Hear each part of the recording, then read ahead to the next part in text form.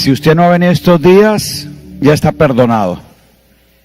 Pero es necesario que se haga las grabaciones de alguna forma para que complemente todo lo que hemos venido trabajando durante estas secuencias. Les explicaba que aunque sean diversos tópicos o temas, no es algo distinto a una verdad que es en Cristo Jesús. Entonces, estuvimos estableciendo en la primera jornada en la mañana cómo es precisamente aquello en lo que Dios nos establece, nuestra realidad en Él, basado en un entendimiento para que podamos ser efectivos en aquello por lo cual Él nos ha elegido. Luego entendíamos cómo Él nos hizo bajo ese pacto, habilitados, capacitados, para poder entender lo que ya está escrito en Cristo para nuestro propósito y ser competentes en ello. Pero en esta tarde quisiera abordar un tópico importante que se nos enseña en la Escritura y que nos va a causar también una dirección correcta a lo que puede ser nuestra manera de orar. Tradicionalmente se nos ha dicho que el Padre Nuestro es la oración modelo. Y de esa manera nosotros hemos, tal vez desde ese trasfondo católico romano, entendido cómo orar. Entonces nosotros oramos bajo esa perspectiva. Y yo quiero decirle algo. El Padre Nuestro es una guía, instrucción primaria que Jesús de Nazaret, antes de la cruz, le dijo a sus discípulos judíos cómo orarían, porque ellos repetían, como se hacía en el judaísmo, vanas repeticiones. Pero cuando escucharon orar a Jesús, vieron que Él tenía una dinámica diferente. Enséñanos a orar. Y note usted, esto es muy importante para entender la Escritura. La Escritura se filtra a través de una verdad presente que se establece en el nuevo pacto. Es muy importante que tú entiendas que la verdad que nos gobierna a nosotros, en la cual somos afirmados, edificados e instruidos, es la que está en Cristo. Diga, en Cristo. Escuche muy bien. Posición, identidad, propósito está definido en Cristo. La obra perfecta y completa de Cristo está legalizada en su muerte y resurrección. Por eso yo tengo que conocer a Cristo, no según la carne, sino en el Espíritu. Eso es lo que Pablo decía a ellos. Ustedes conocieron a Jesús según la carne, yo no le conozco así.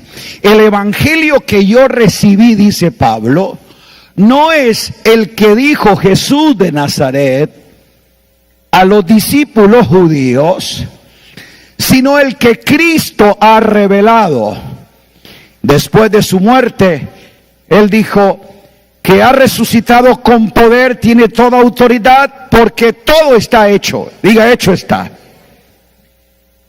Entonces, quitar ese paradigma de que no entendemos qué es el filtro del nuevo pacto, nos hace creer que todo lo que está en el Nuevo Testamento pertenece al nuevo pacto. Dígale al que está al lado, no todo lo que está en el Nuevo Testamento pertenece al nuevo pacto. Nosotros somos ministros del nuevo pacto, herederos del nuevo pacto.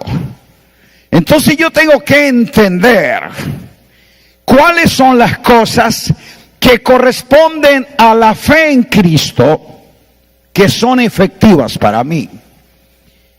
Jesús le dijo a ellos: vosotros oraréis así. ¿A quién se lo dijo?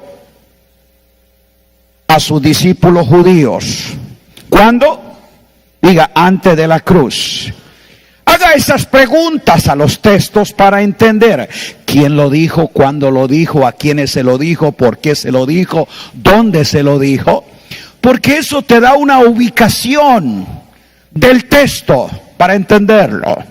Vosotros oraréis así. Y escuche: Padre nuestro que estás en los cielos, santificado sea tu nombre. Y ahora declara: venga tu reino.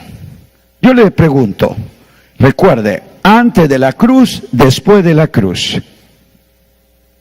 ¿el reino ya vino? ¿El reino ya está establecido?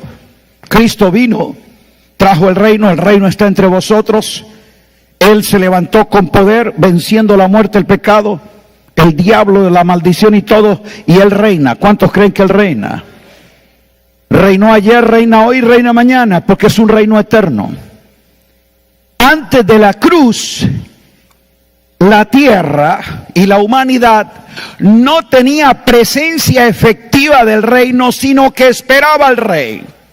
Cuando Él dijo, el reino está, es porque Él encarna el reino, trae el reino, expresa el reino, muestra las señales del reino, predica el evangelio del reino, y cuando ha vencido, dice la Escritura, ahora ha venido la salvación y el reino de nuestro Dios y de nuestro Cristo, porque Él dijo, hecho está, ha vencido, ¿sí o no? Antes de la cruz, yo sí tengo que orar, venga el reino. Pero después de la cruz, ya el rey vino, recuperó el dominio y el reino está entre nosotros. Por eso cuando yo nazco de nuevo, ¿a dónde es que entro?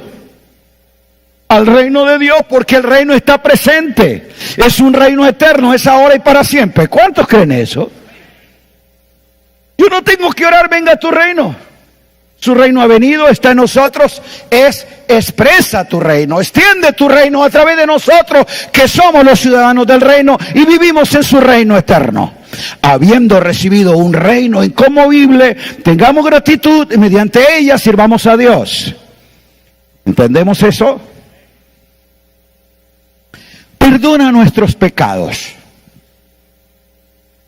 El pecado todavía no había sido ni perdonado ni quitado, porque el cordero no había sido ofrecido. Cuando el cordero es inmolado, ¿qué dijeron? He aquí el cordero que quita el pecado. En la cruz el pecado fue resuelto. Tú no tienes problema con pecado, porque Él dijo, este es mi pacto, perdonaré sus pecados y nunca más me acordaré de ellos. Yo no me acerco al Señor, perdona mis pecados. Hay gente que ora todo el tiempo pidiéndole al Señor, perdone sus pecados. Diga, yo ya soy perdonado. Aprendimos de que ahora en Cristo yo soy tratado como un hijo justificado, no como un pecador perdonado. Porque en la cruz el pecado fue quitado, cancelado y sus maldiciones eliminadas para los que están en el reino. Para los que están en la potestad de las tinieblas, todavía están cautivos en el pecado, pero nosotros no. ¿Aló? El pan nuestro de cada día. Dijo que tú oras por el pan diario. Si ya todas sus necesidades fueron suplidas y en Él estamos bendecidos y todas las cosas nos fueron dadas. Si tú te levantas todos los días orando, Señor, este día súpleme el pan, Señor, provéeme el alimento, tú estás orando bajo necesidad. Y tú no oras porque tienes necesidad, tú oras porque tienes identidad. Identidad de hijo. Ay, ay, ay. Y siga viendo el Padre Nuestro. Son peticiones. Líbranos del mal, guárdanos del maligno. La Biblia dice que el que es engendrado de Dios, Dios le guarda y el maligno no me toca. Yo no tengo ningún problema. Porque yo estoy en Cristo, estamos aquí. Ay, ay, ay. Es una vaca sagrada fuerte para la iglesia evangélica, porque tiene mentalidad católica romana. A veces muchos evangélicos son católicos con una mejor doctrina y una mejor liturgia, pero mentalidad es igual. Cambiaron de la misa al culto. Y esto no fue cambio de religión, sino cambio de mentalidad, de reino. Diga, de la potestad de las tinieblas al reino de su amado Hijo. Entonces, escúcheme bien. Esa es una oración instructiva. Vosotros, discípulos judíos, antes de la cruz oran así, porque ustedes no saben orar. Ahora que el pacto está consumado, la herencia está establecida y hay un nuevo orden de justicia en Cristo Jesús, vosotros oraréis así. ¿Cuál oración entonces tengo? Porque ahora no se ora repitiendo algo basado en una relación con Dios, sino, escuche, expresando comunión con Dios. Como dije, es muy diferente comunión con Dios que relación con Dios. La comunión es la unión en esencia común de algo que yo participo, soy cononos con Él. Tengo coinonía con Él porque yo estoy en Cristo. Si quieres saber cómo orar en el nuevo pacto, entonces le animo a que escuches, leas e incorpores en tu manera de orar la manera como lo hicieron los apóstoles después de la cruz.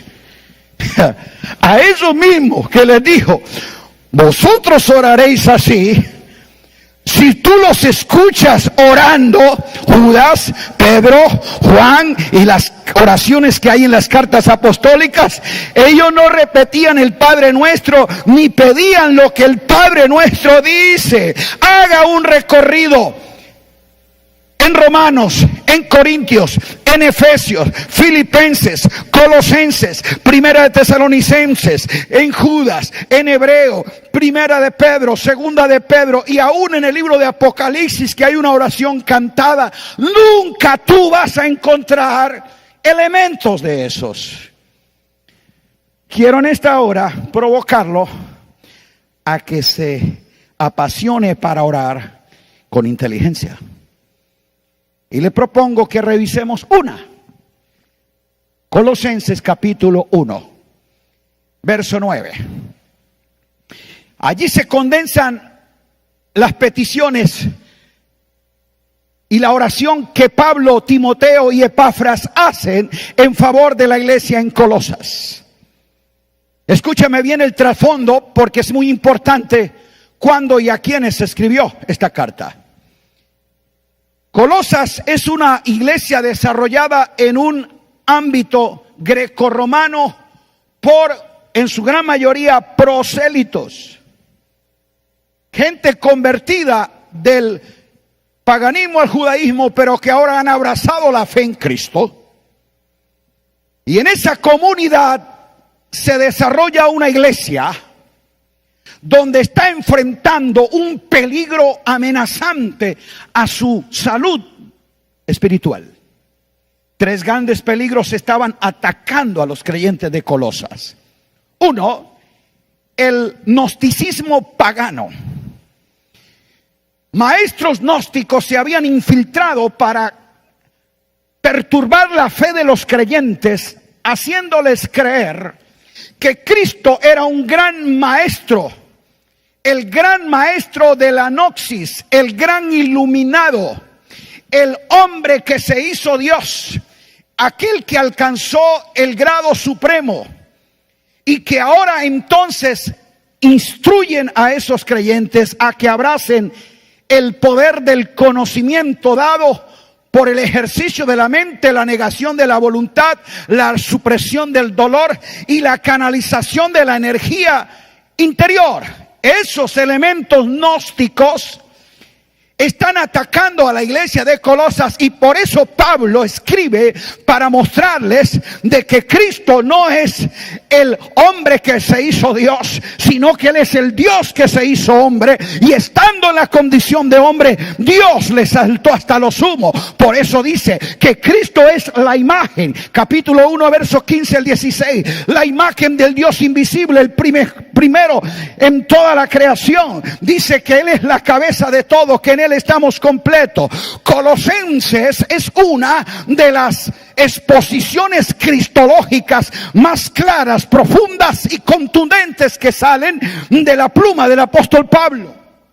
Y tiene la intencionalidad que los creyentes de Colosas sepan la superioridad de Cristo, la suficiencia de Cristo, la supremacía de Cristo. Si tú quieres ver a Cristo en un rango superlativo, tienes que estudiar Colosenses, porque era para atacar ese peligro. El otro peligro era el legalismo judaico. Maestros judaizantes se habían infiltrado en la iglesia de Colosas para perturbar la fe de los creyentes y llevarlos a que, añadido a la fe en Cristo, ellos guardaran las obras de la ley: comida, bebida, fiestas, días de reposo. Por eso es que Pablo los confronta y dice en el capítulo 2, verso 14, Cristo en la cruz anuló esos decretos, y ahora nadie os juzgue en comida, bebida, día nuevo, al día de reposo, porque en Cristo Jesús no hay ni circuncisión ni incircuncisión, sino una nueva creación.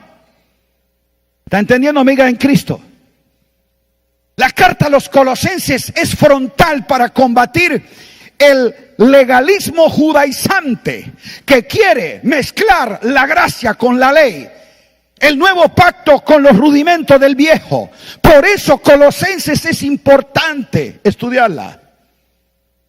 Y el tercer peligro era el ascetismo humanista, más como una tendencia de los exenios mezclado con filosofías griegas, donde creían que negarse a lo inmoral que está en la carne, apartarnos del mal, es reprimirnos en lugares aislados y ofrecer penitencias y ayunos y hacer que esta carne no toque lo malo, nos santifica. Pablo dice: eso a la verdad tiene cierta reputación, pero no tiene poder contra los apetitos de la carne. Porque usted puede quitarle a un lobo los colmillos, pero nunca la gana de comerse la oveja. O sea, que tú te niegues a decir: no voy a hacer esto, no voy a hacer aquello, me encierro aquí para no pecar. Eso es tratar de encerrarte en una negación, pero no en una transformación. Por eso dice que Él nos trasladó, escuche, de la potestad de las tinieblas al reino de su amado Hijo. Porque le está diciendo: la vida en Cristo no es que tú te niegues a hacer lo malo, porque lo malo está inherente en tu naturaleza pecaminosa. La vida en Cristo es que Él te cambió de hábitat, no de hábitos.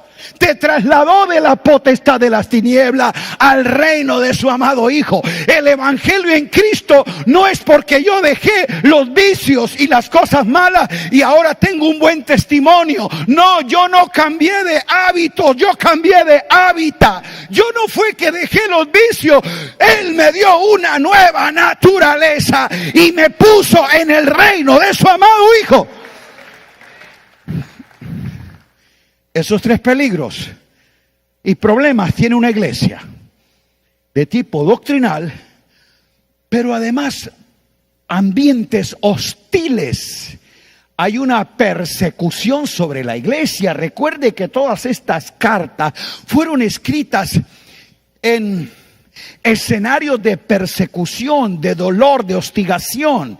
Muchos de esos creyentes tuvieron que ir a otros lugares, huyendo a la persecución, dejando su familia, sus bienes, sus propiedades, sus negocios, y están en comunidades dispersas. Así que no solamente un elemento de problema doctrinal, sino de un ambiente social hostil. ¿Tenían problemas los creyentes de Colosenses? ¿Tenían problemas? Sí. Pero Pablo no oró por sus problemas. Y aquí viene la primera enseñanza. Nosotros oramos porque tenemos problemas. Ellos oraban porque tenían propósito. La gran mayoría de nosotros se motiva a orar, ¿cuándo? ¿Cuándo tiene problemas? Cuando hay necesidad. Entré en una crisis, tengo que orar. No, yo no oro en crisis, yo oro en Cristo. En Cristo yo estoy completo, bendecido, afirmado y victorioso. No importa cuál sea mi situación fuera de mí, yo conozco mi posición dentro de mí. Diga, yo estoy en Cristo. Entonces esta carta Pablo la escribe y la introducción es una oración a ellos. Por eso dice en el verso 9, por lo cual desde el día que lo oímos, ¿qué fue lo que oyeron? De Epafras se enteran de los problemas de la iglesia de Colosas y dice, no cesamos de orar por vosotros. Escuche, desde el día que lo oímos, no cesamos de orar por vosotros. Y dice, que él ora pidiendo que, escuche lo que él está declarando, que el Dios y Padre nuestro Señor Jesucristo, a ellos desde el día del que lo oímos no cesamos de orar por vosotros y pedir que, ¿qué es lo que pide? Que sea lleno del conocimiento de Dios en toda sabiduría e inteligencia espiritual, para que andéis como es digno del Señor, agradándole en todo, llevando fruto en toda buena obra, creciendo en el conocimiento de Dios, fortalecidos con todo poder, conforme a la potencia de su gloria, para toda paciencia y longanimidad, con gozo dando gracias al Padre, que nos hizo actos para participar de la herencia de los santos en luz, el cual nos ha librado de la potestad de las tinieblas y trasladado al reino de su amado Hijo, en quien tenemos redención por su sangre, el perdón de pecados. Tenemos. Diga, tenemos. ¿Qué es lo que tenemos en Cristo? Primer principio.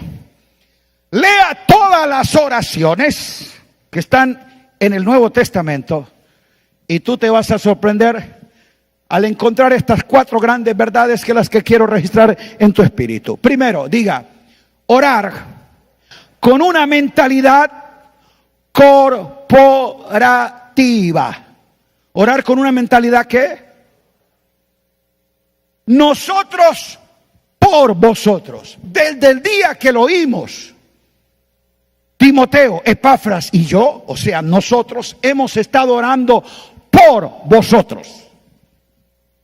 Mentalidad corporativa envuelve una oración apostólica, porque la oración no está diseñada para resolver tu crisis personal, es para desarrollar el propósito de Cristo en los santos. Pero los santos, oremos, pastor, ore por mí que tengo problemas. Hermanos, pido oración por mi hijo que está rebelde. Hermano, pido que oren por mí porque no tengo empleo. ¿No es así que oramos? O sea, todos ustedes oren por mí que yo tengo problemas.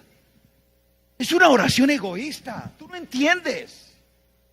Si la oración se centra en tu necesidad, en tu problema, y es en mí, mi problema, mi necesidad, mi crisis, mi hijo, mi esposo, entonces una oración de que solamente apela a lo que tú necesitas. La oración en las Escrituras es nosotros por vosotros. Pero a nosotros no nos interesa si al otro cómo está. Lo importante es que Dios resuelva mi necesidad. Eso se llama egoísmo. Y la oración muchos la usan como un recurso egoísta. Es lo que yo necesito, oren por mí. Nunca yo he oído que alguien diga, oremos por los santos. No, oren por mí. Diga, mentalidad corporativa. Ahí estoy yo comprendiendo entonces que si nuestra oración no afecta la vida del cuerpo, fue una oración hecha desde mi deseo y no desde su corazón.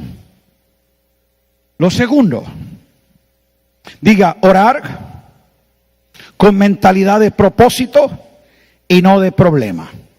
Por lo cual, desde el día que lo oímos, y le dije que oyó él de ellos, que tenían problemas de acechanzas judaicas, judaizantes y humanistas, además de una hostigación social.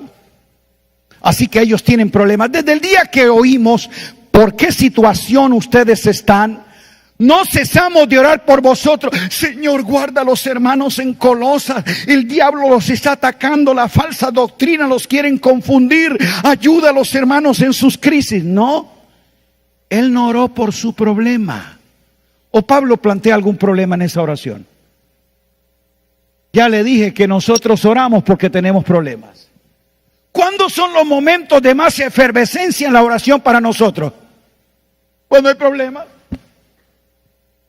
O sea, cuando hay algún problema, necesidad, dificultad, es que decimos, oremos. No, la oración no es una reacción ante un problema. La oración es la expresión a una comunión con Dios basada en propósito. Por eso cuando los discípulos oyeron a Jesús orar, se sorprendieron. Porque Jesús nunca oraba porque tenía problemas. Ay, Señor, me siento deprimido. Judas no me ama. El Señor no oraba porque tenía problemas. Él oraba, Padre, quiero hacer tu voluntad. ¿Aló? Nosotros oramos con mentalidad de problema. Y a lo que le llevamos a Dios es el problema. Nosotros nunca oramos por entender el propósito, sino por resolver el problema. ¿Aló? Entonces, desde esa perspectiva, nosotros siempre vamos a tener una mentalidad y actitud equivocada. Por eso es que la oración para muchos es el medio por el cual yo obtengo la victoria, porque la oración tiene poder. No, la oración no tiene poder. El poder lo tiene el Dios a quien tú oras. La oración no tiene poder, porque la oración sencillamente es una expresión de comunión con Dios.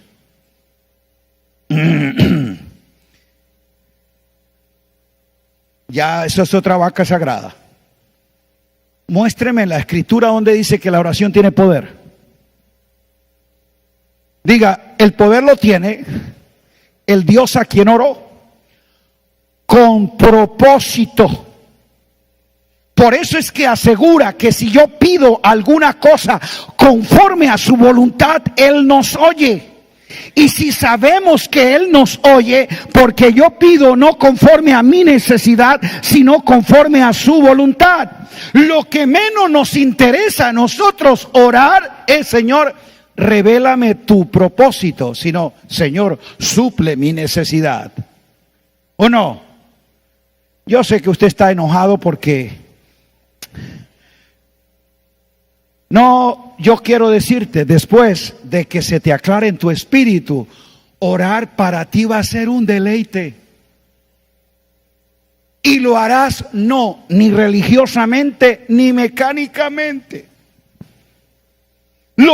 Orarás en el espíritu y orarás en entendimiento. Y cambiarás una mentalidad de viejo pacto. ¿Cuál es la mentalidad de viejo pacto?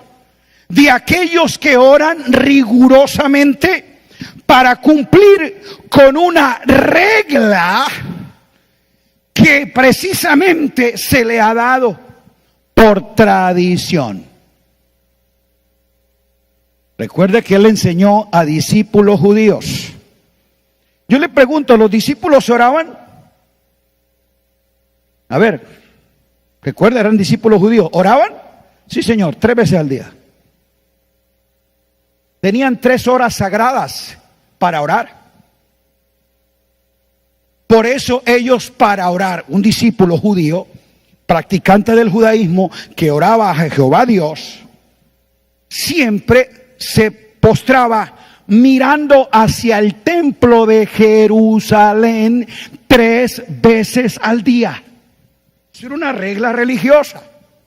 Por eso es que nosotros leemos en Hechos capítulo 3, Pedro y Juan subían a la hora novena, la de la oración. Y uno dice, uy, ellos oraban. No, no oraban, eran religiosos. Ay, ay, ay. ¿Por qué? Porque ellos tienen mentalidad de que para que Dios me escuche tengo que ir al templo. Y así hay muchos hoy. Creen que Dios les oye es cuando se reúnen. Tengo que ir a orar a la casa de Dios. No, Pablo dice orando en todo tiempo y en todo lugar, porque Dios ya no está en un templo, Él habita en mí y tiene comunión conmigo todo el tiempo. ¿Sabe por qué la gran mayoría de creyentes no oramos en nuestras casas? Porque tenemos mentalidad de templo. Que venir aquí y postrarnos al altar, Dios nos escucha porque estamos en su presencia. Y mire las oraciones. Oh Señor, venimos a tu presencia, nos rendimos ante ti. Pero aquí, porque tú tienes mentalidad de templo, tú oras porque es la hora de la oración. Tú no oras porque tienes comunión, sino porque cumples una regla, la hora novena, la de la oración. No, la oración no tiene hora, la oración tiene comunión continua con el Padre. Grite aleluya. Y algunos creen que la oración que Dios escucha con poder es la de la madrugada. Y por eso canta, de madrugada yo te buscaré. No, yo no le busco ni de madrugada ni de noche. Él me encontró y todo el día, en la madrugada, en la noche, en la tarde, puedo orar y es una oración eficaz. ¿Alguien dijo amén? Ay, ay, ay. ¿Te estoy desmotivando a venir a orar? No, al contrario, a orar en todo tiempo, con entendimiento, y no porque tienes problemas, porque has encontrado tu propósito en Cristo. Entonces, lea todas las oraciones y te sorprenderás que aunque esos creyentes de Tesalónica, de Filipos, de Éfeso, de Colosas tenían problemas, Pablo nunca oró por ellos en sus problemas. Nosotros hacemos jornada de oración y vigilia de oración porque hay problemas. Pero jamás en todas esas horas de oración estamos rezando, Espíritu de sabiduría, enséñame el propósito eterno en Cristo, revélame el sentido de causa por el cual yo debo orar con inteligencia, dame, Señor, conocimiento de tu soberanía y designio eterno para mí. Nosotros no nos importa el propósito eterno, a nosotros nos interesa el problema de ahora. ¿Aló? No, yo sé que usted no, pero otros sí. Solo oran es para que el Señor le resuelva cómo pagar mañana la renta. O sea, yo oro porque tengo una necesidad. Dígame no, ay, ay, ay. Entonces, Pablo dice, por esta causa doblo mis rodillas. Pablo doblaba sus rodillas para orar porque tenía una causa. Nosotros doblamos las rodillas porque tenemos un problema. Diga, yo debo orar con una mentalidad de propósito y un sentido de causa. Si tú no entiendes cuál es la causa por la cual dobla las rodillas, por eso la oración se te va a tornar monótona, mecánica, insípida y a veces intrascendente. Pero cuando tú oras con un sentido de causa, aleluya, tus rodillas se doblan porque se rinden en reconocimiento al Señor. Porque quiero entender tu voluntad buena, agradable y perfecta. Por esta causa yo oro. Y Pablo oraba porque conocía la causa y podía orar desde una prisión. Aleluya. Él no oraba en el templo, en la cárcel, porque tenía causa ser prisionero de Cristo. Oh Espíritu Santo, ayúdanos que la oración no sea un esfuerzo de nuestro hombre religioso, sino una expresión de nuestra naturaleza en Cristo. Y yo ore en deleite porque tu propósito eterno se me ha dado a conocer. Diga, por esta causa. Si no tienes una causa para orar, orarás por la necesidad que la está causando. Wow. Y yo quiero tal vez, no sé si animarlo o desanimarlo, pero a Dios no lo conmueve tu problema. A Dios lo mueve tu propósito.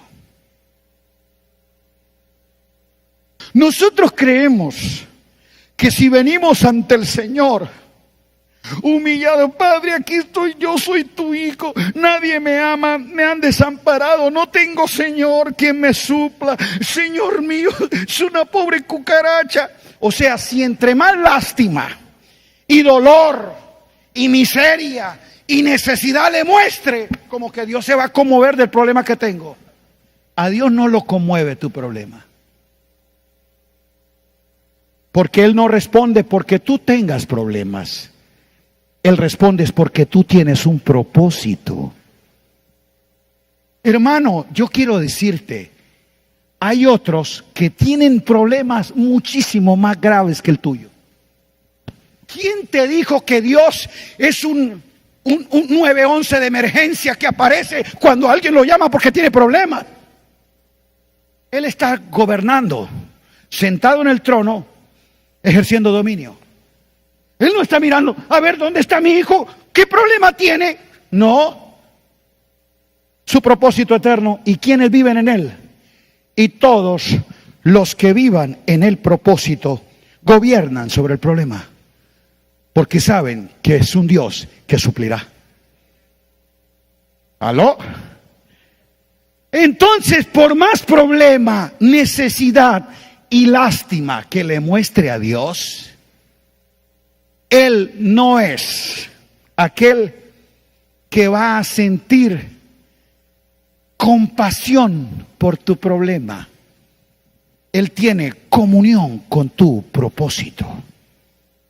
Muéstreme en todas esas oraciones cuando se planteó un problema al orar, una necesidad. Ay, ay, ay. Están muy serios. Diga, esto es bueno, porque el problema no es mi motivo para orar. El propósito eterno me inspira a hacerlo. Otra cosa violenta en todas las oraciones apostólicas, léalas. Se oró con mentalidad de dominio y no mentalidad de demonio. Sorprendente que ninguna de esas oraciones que hizo Pablo, Judas, Juan, Pedro y que están ahí en el Nuevo Testamento, en ninguna, escuche, se ata un espíritu, se reprende al diablo, se hace guerra espiritual.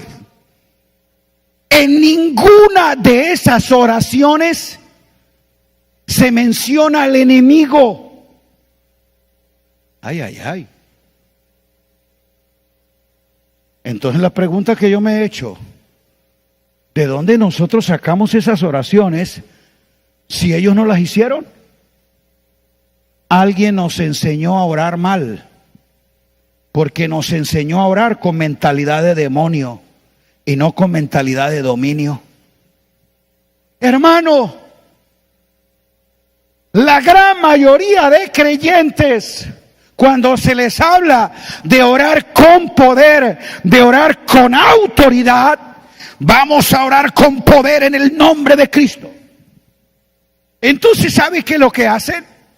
Empiezan, Padre Santo, aquí estamos, Señor amado, en este tiempo de victoria, aleluya, y venimos en contra de todo espíritu de muerte, ato toda fuerza del diablo, diablo inmundo, te reprendo, te echo fuera, espíritu de perturbación fuera, espíritu de temor fuera, espíritu de esto fuera, te ato.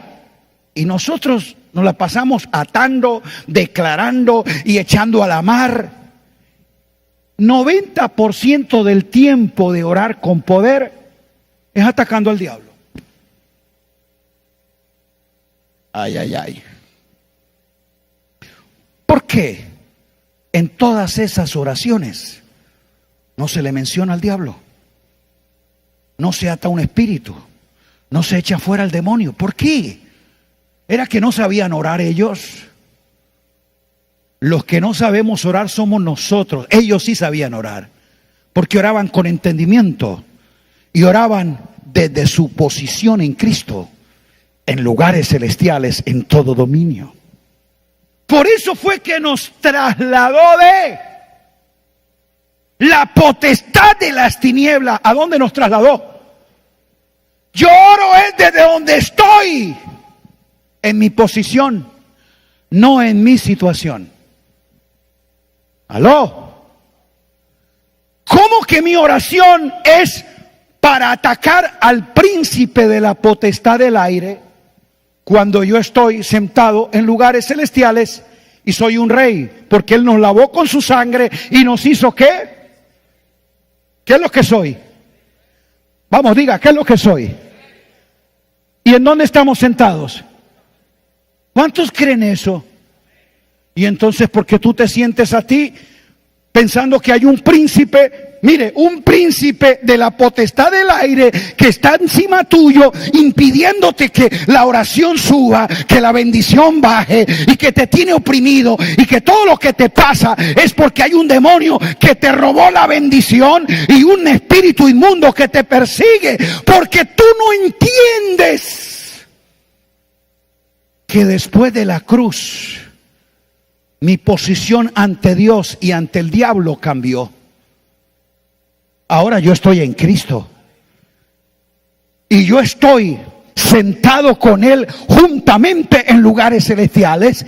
Y yo soy rey porque el Rey de Reyes me amó y me lavó con su sangre y me hizo rey y sacerdote. ¿Así dice la Escritura? Ok. Le pregunto, si yo soy un rey y Él es el Rey de Reyes y yo estoy sentado en lugares celestiales juntamente con Él, ¿por qué un príncipe de las tinieblas me va a mí a perturbar, a robar la bendición, a limitar que yo obre y a impedirme que el favor de Dios opere? ¿Tiene más poder un príncipe de las tinieblas que un rey en lugares celestiales? A ver, les pregunté. Porque tú no estás orando con mentalidad de dominio. Tú estás orando con mentalidad de demonio. Porque tú crees, mire qué tremendo, tú crees más en el efecto de una maldición mentirosa que en la bendición verdadera, en su beneficio en Cristo. La mentalidad de demonio que nosotros tenemos nos ha hecho creer que es el diablo el que nos ataca, que es el demonio el que impide la bendición y que es una maldición generacional la que no nos permite operar. Hay creyentes que todavía están pidiendo oración, que están aquí por posición en Cristo, pidiendo que el Señor les libere de maldiciones generacionales. Ese creyente dice: pastor, ore por mí. Hay que ayunar y orar, hermano. Y necesito que me unja porque tengo una maldición de miseria y de pobreza que me persigue, hermano.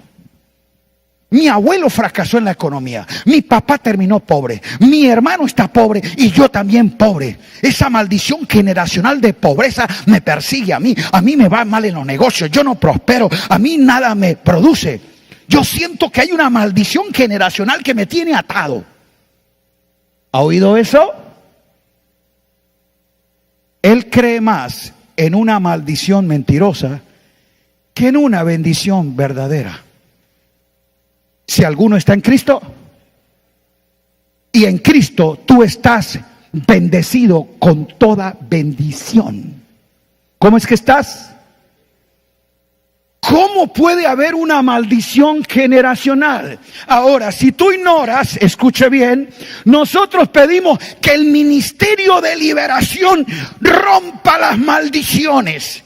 Hermano, escúcheme, yo creo en la liberación. Yo sé que hay gente atada, pero están aquí en la potestad de las tinieblas. Él vino a dar liberación a los cautivos, pero Él vino a establecer libertad para los hijos. No confunda libertad con liberación. La liberación es para los cautivos. Y si alguien está aquí en las tinieblas, yo puedo en el nombre de Cristo romper la maldición. Esa maldición de pobreza, de ruina, no va sobre él, porque en Cristo Jesús está bendecido. La maldición fue rota. Escuche, la maldición de la pobreza se rompió. Pero la mentalidad de pobre, tú tienes que tener libertad. ¿Me entendió? Una cosa es la maldición de la pobreza, que ya fue rota en la cruz, y otra cosa es la mentalidad de pobre que cargas en tu mente. Por eso necesitas renovar tu entendimiento para que sepas que eres un bendecido en Cristo y no un pobre sobreviviente en la vida que vive necesitado. ¿Entendimos? ¿Y por qué es más fuerte la mentalidad de demonio? Porque eso es lo que se nos ha inculcado.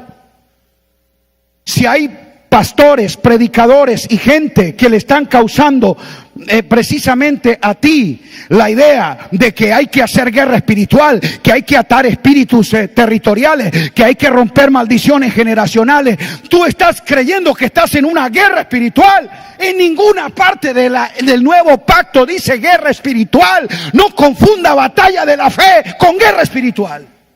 La guerra ya fue resuelta en la cruz. Él venció al diablo, el pecado, la muerte y se levantó victorioso. Ahora yo estoy en la batalla de la fe, pero guerra espiritual yo no tengo con nadie. ¿O sí? Pero por tener mentalidad de demonio, mire lo que yo como creyente llego a entender y aceptar. En mi mente, no en la realidad. Día lunes, el apóstol Yacer va a la casa del hermano. Lo saluda, toma café. Oh, gracia y paz sobre ti, mi amado. Qué bueno estar aquí contigo. Sí, apóstol, siéntate en la sala, tomamos un café. Ahí comparten, se activa una palabra de hora. Gracias, que el Señor les prospere en todo. Vamos en victoria. Día lunes. El hermano, ni fu ni fa. Al lunes siguiente, perturbado, apóstol, necesito que vaya a la casa y ore por mí. ¿Qué pasó, hermano? Yo no sé qué pasó el sábado, pero algo entró a mi casa que está perturbando los ambientes. Y yo estoy sospechando que fue la vecina que vino.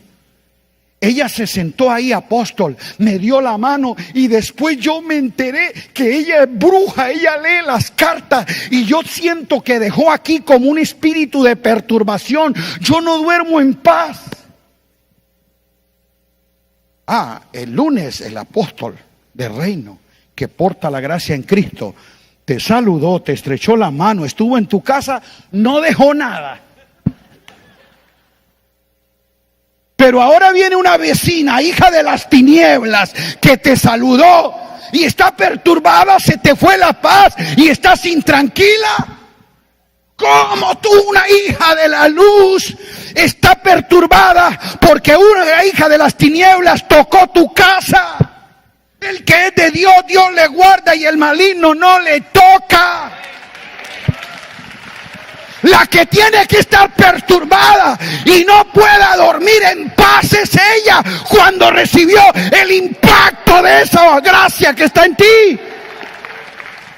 ¿O no? ¿Quién es la que tiene que estar intranquila y sin poder dormir? ¿La hija del diablo o la hija de Dios? Pero es que esta hija de Dios tiene mentalidad de demonio. Porque ella cree más en su mente en los efectos de una maldición mentirosa que en los beneficios de una bendición verdadera. Nos bendijo con toda bendición en Cristo. ¿Aló? Por eso muchos de esos creyentes, tú le dices lo siguiente: vamos a hacer un ejercicio de oración de poder. Hermano, le ruego que solo vamos a orar 5 minutos. Pongámonos en pie, vamos a hacer una oración de autoridad, de poder y de dominio. 5 minutos vamos a orar con poder. Eso sí, les prohíbo que mencionen al diablo, que mencionen demonios, que no nombren espíritus inmundos. Le aseguro que la gran mayoría a los medio minutos están aleluya, oh aleluya. Porque los creyentes no saben orar con poder si no mencionan al diablo. Porque ellos creen que orar con poder es atacar al diablo. La oración no se hizo para atacar al diablo. La oración está dada es para conocer a Cristo, comunión con el Padre, comunión con el Hijo, comunión con el Espíritu Santo. Nadie dice amén. Eso es lo que enseñan las oraciones apostólicas. Y último, orar con mentalidad de bendecido y no de necesitado. La oración te da la mentalidad correcta para hacerlo. Por eso cuando orando con toda sabiduría e inteligencia espiritual, para que podáis saber. Yo oro precisamente porque tengo la mentalidad de bendecido, no de necesitado. La oración no es para reportarle a Dios el problema, la necesidad que yo tengo en la tierra. La oración es: hágase tu voluntad. El propósito de esa comunión con Dios es cómo el orden, el diseño, el gobierno del reino inconmovible se establece en la tierra por una iglesia visible, entendida, que opera con autoridad y dominio, porque ella porta la vida. Ella es la que está autorizada para orar con todo entendimiento. Iglesia amada, por eso mucha gente se cansó de orar. Orar ya no es algo grato. Los cultos de oración para algunos son una tortura. Vienen es porque les toca cantar, pero no porque orar sea un asunto que produzca placer. Pablo dice: orando en todo tiempo. Si orar para ti no es un deleite, entonces tú estás cumpliendo una regla religiosa. Pero si orar es expresar en tu entorno la voluntad que conoces, por eso dice: desde el día que lo oímos, no cesamos de orar por vosotros. ¿Para qué? Escuche: para que seáis llenos del conocimiento de su voluntad, en toda sabiduría espiritual, con inteligencia. ¿Para qué? Andéis como es digno del Señor. La oración te hace diligente, proactivo, te hace andar con dignidad, con seguridad y confianza, porque sabes quién eres en Cristo. La oración, por eso se llama oración, poner en acción lo que oro. Y si yo oro con inteligencia, para que andéis. La oración me hace militante, la oración me hace proactivo, la oración me levanta de mi inercia, de mi conformismo, la oración me da dirección. Para que andéis como es digno del Señor, agradándole en todo. La oración dice para llevar fruto. La oración te hace entender la productividad de Dios. Tú comprendes de que eres productor en el reino y proactivo en su causa, llevando fruto en toda buena obra. La oración te da crecimiento, creciendo en el conocimiento de Dios. La oración te hace conocer la realidad de Cristo, el conocimiento de su propósito, y en ti hay desarrollo de vida, creciendo. Si la oración no te lleva al crecimiento, trae aburrimiento. Por eso muchos creyentes llevan 30 años de orar y están en la misma condición. ¿Cómo es posible 30 años orando y tú no hayas progresado en madurez, en entendimiento, en efectividad? Creciendo en el conocimiento de Dios, fortalecidos con todo poder. La oración no fortalece mi ser interior, ensancha mi espíritu, me perfecciona, me afirma, me fortalece en Cristo. Entonces, ¿qué es lo que yo estoy haciendo? Fortalecidos con todo poder, conforme a la potencia de su gloria. Escuche, conforme, de acuerdo a la potencia de su gloria. La oración me trae el entendimiento del poder de su gloria. Yo no ya estoy dependiendo de que aquí Jesús de Nazaret, el niño de Belén, el del santo sepulcro, el Señor caído, el mártir del Calvario, venga a mi ayuda. No, yo oro creyendo que el poder del resucitado opera en mí. Aleluya. Lástima que el tiempo se nos fue para decirles por qué la oración conforme a la potencia de su gloria es el entendimiento de Cristo, no según la carne, sino el glorificado. Porque la gran mayoría todavía oramos: y esto, Padre, te lo pido en el nombre de Jesús de Nazaret. Tú no entiendes.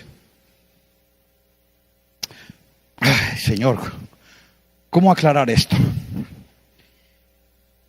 Te lo pongo así, es sencillo. No te vayas incómodo, molesto. Y ahora, hay una cosa: o tú te vas a ir definido o te vas a ir deprimido después de esta reunión. Porque si ahora, ¿cómo oro?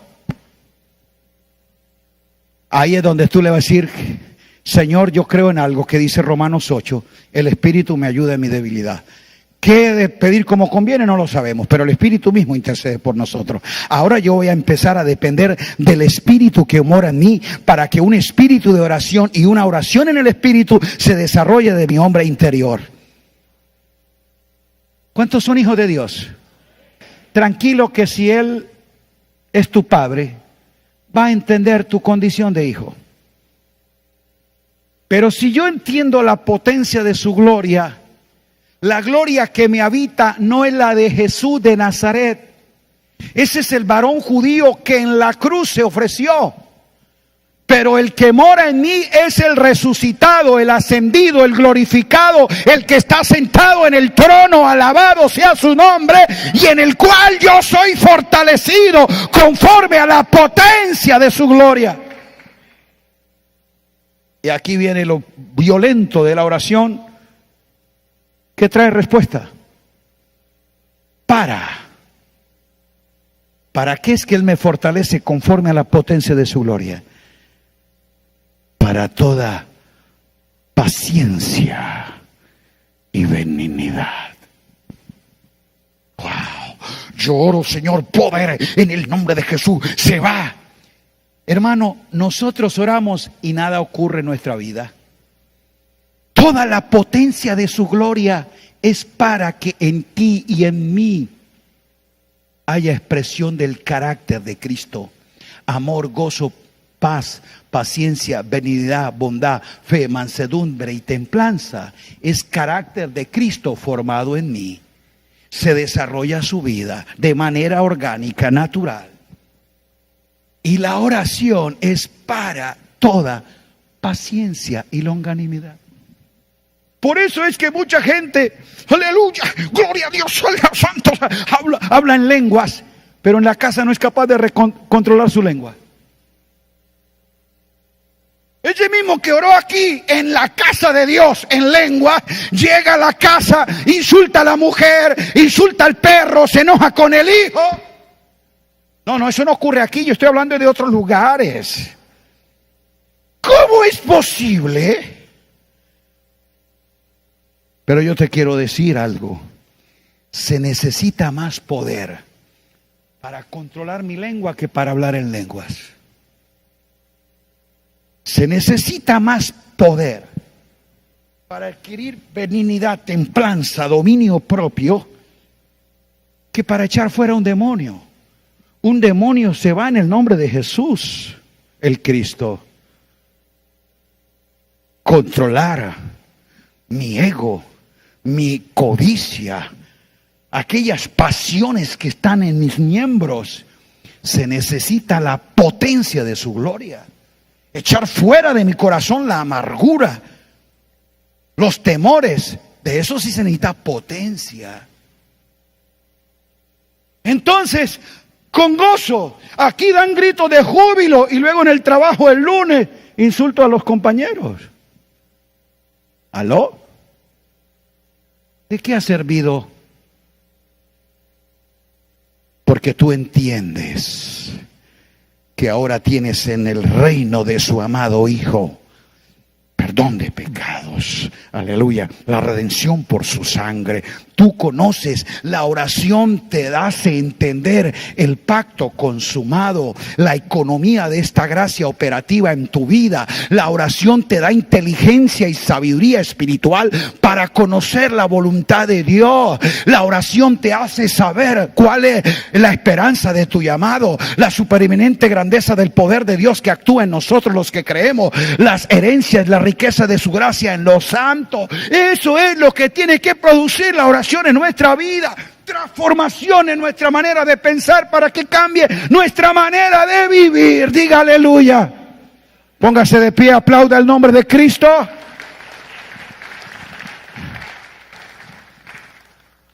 ¿Qué pues? ¿Oraré con el Espíritu? Diga amén. Pero oraré con entendimiento. Ha sido provocado a fin de animar, inspirar y edificar a los santos en una oración de nuevo pacto. Por 2 años yo reté a un grupo. Le dije, ¿quiere que oremos juntos? Todos los que quieran. Los espero todos los martes a las 5 de la mañana. De 5 a 7:30 de la mañana, los que quieran, todos los martes. Vamos a estar aquí orando. Ahí llegamos por 2 años, un grupo como de 20, 30 personas.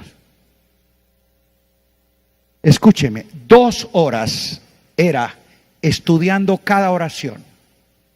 Íbamos a Efesios 1. Por esta causa doblo mis rodillas y pido al Padre.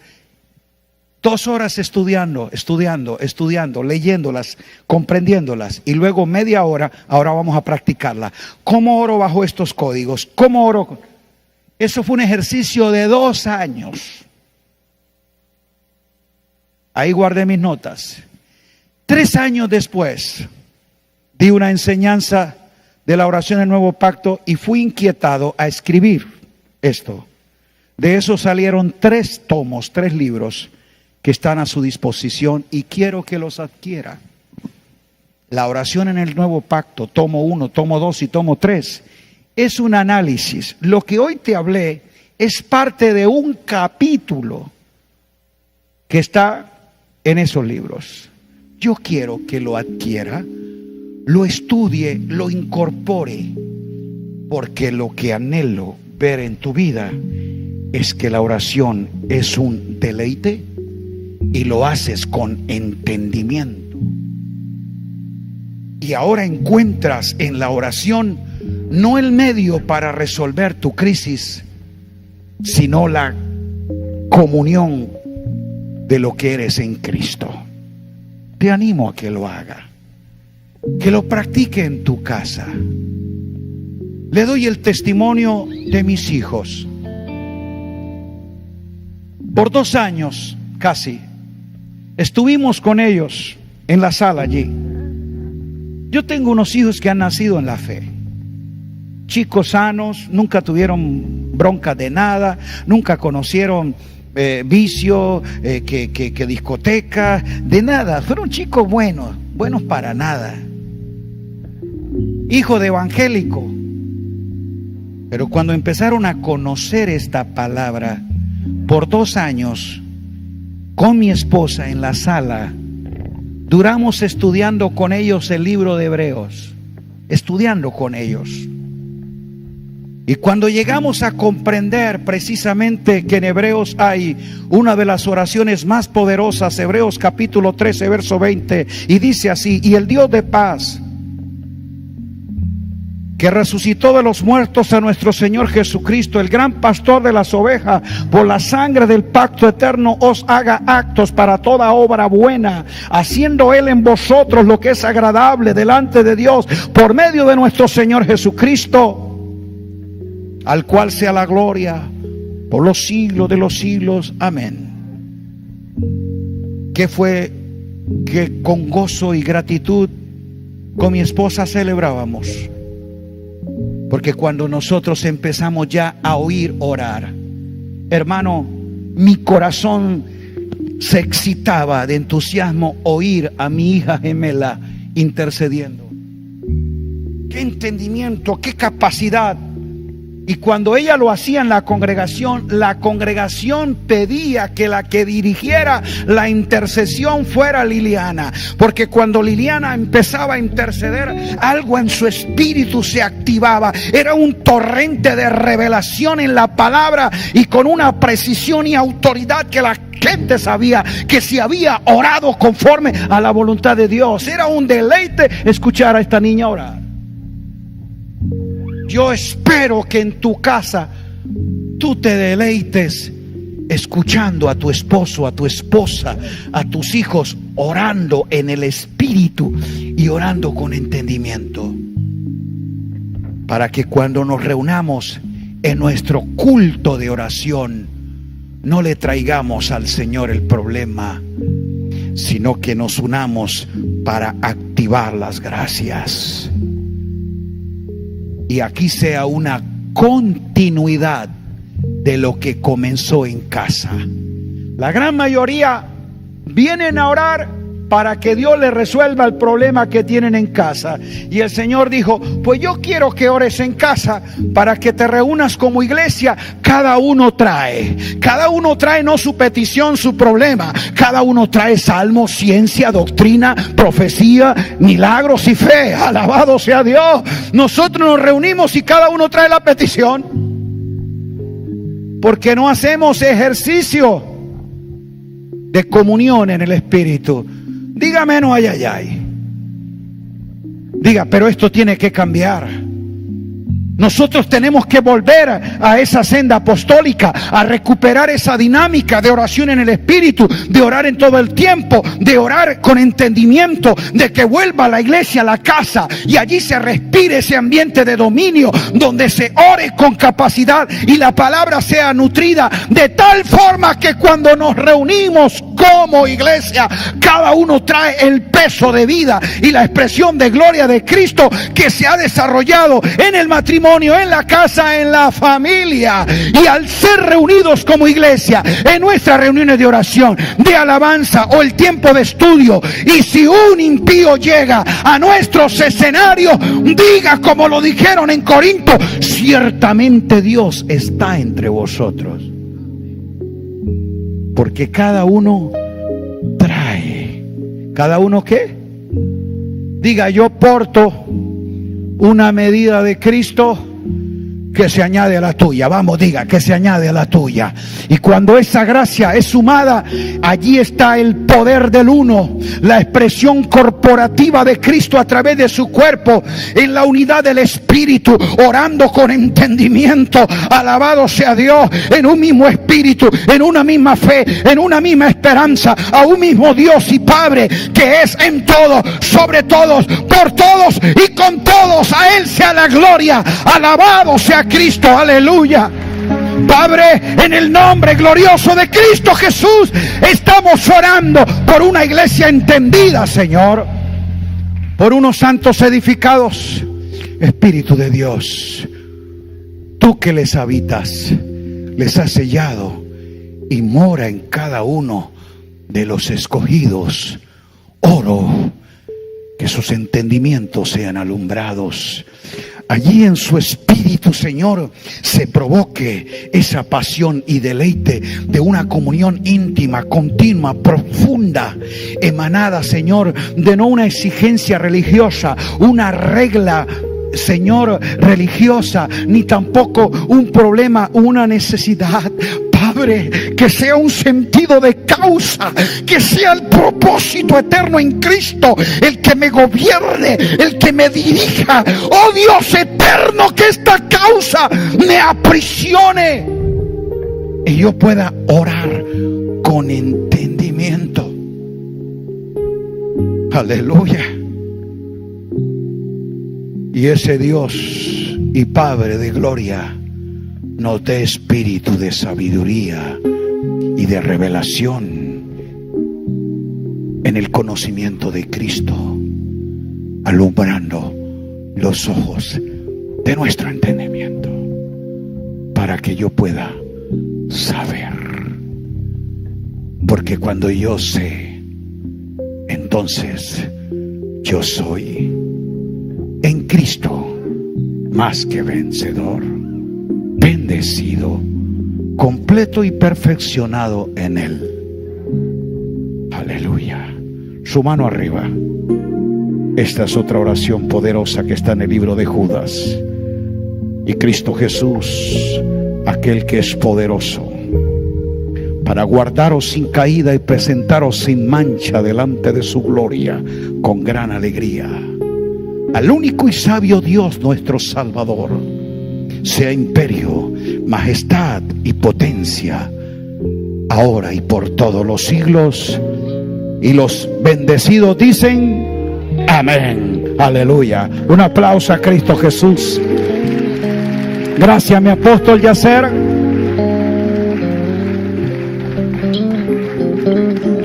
Me gustaría oír tu testimonio de oración.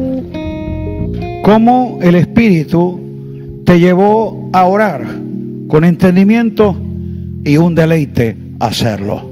Aleluya. Si es así, entonces orando siempre los unos por los otros en el conocimiento de Cristo Jesús. Un abrazo a todos. Gracias, bendecido. Gracias, apóstol.